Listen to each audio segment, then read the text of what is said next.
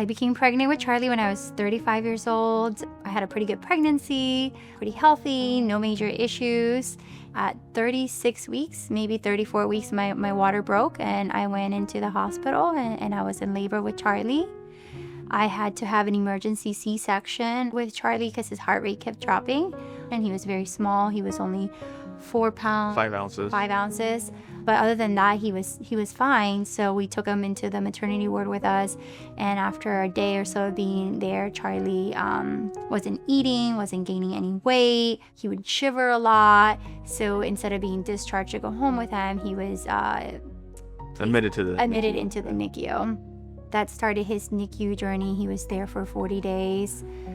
When you're in the NICU, it's just like, it's so much. It's overwhelming. It's tough. It's like draining in your body and in your mind. And then when you finally get out of there, it's like the happiest day. And then when you look at everything he went through, and like I was like, oh Charlie, you're gonna be able to do anything with your life. Like you're such a fighter. His weight went below 4 pounds. They're really worried about his feeding. The doctors kind of just walked us through what's going to happen. They're really worried about scrubbing in, and like only certain visitors could come at certain times. And he was in an incubator, and it was very sad because, you couldn't hold him. We went basically like 2 days with holding him to now you can't touch him. After a while, he was able to get off the nasal cannula, and he was no longer in an incubator, but he just wouldn't eat, and that became the big issue. After some time, it just clicked, and he started to eat, and he would choke a lot when Barely, which would make us incredibly scared. And then eventually, he was able to get big enough and feed. But yeah, he wasn't meeting any of his milestones, and that's when we started realizing that there was something more than just being premature. He didn't sit up until he was by himself until he was about 13 months. Didn't walk until he was almost two and a half. Yeah. So we ended up going to a neurologist who told us the best route was to get a genetic testing done on Charlie and our family. So we did that, and then we realized that he has a really rare genetic disorder. It's called TAF1. And it's an intellectual disability of some sort of unknown significance. So we don't really know how it's going to impact the rest of his life.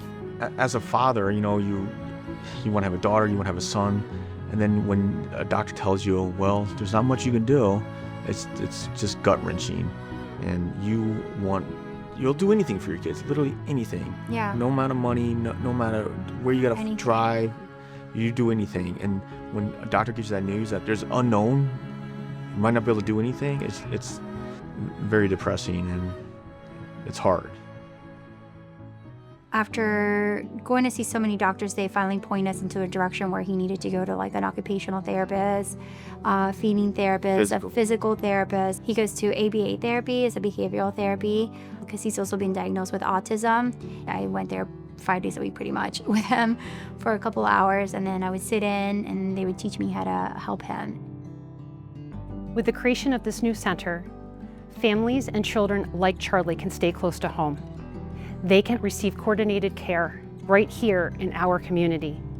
We can bring service providers together under one roof to ensure that families like Charlie and the 27,000 that are impacted by intellectual and developmental disabilities can receive the care coordination right here in Lee County. Imagine a world where we're all under one roof, where care is no longer fragmented, where families are together, and solutions of thriving for tomorrow are presented. This is our reality. This is our opportunity. My hopes and dreams for Charlie is for him to grow up to be the best of him, whatever that looks like.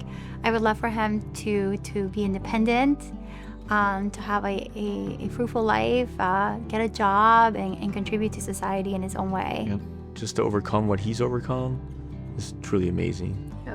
And none of this would have been possible without Golisano. Yeah. And people donating The services.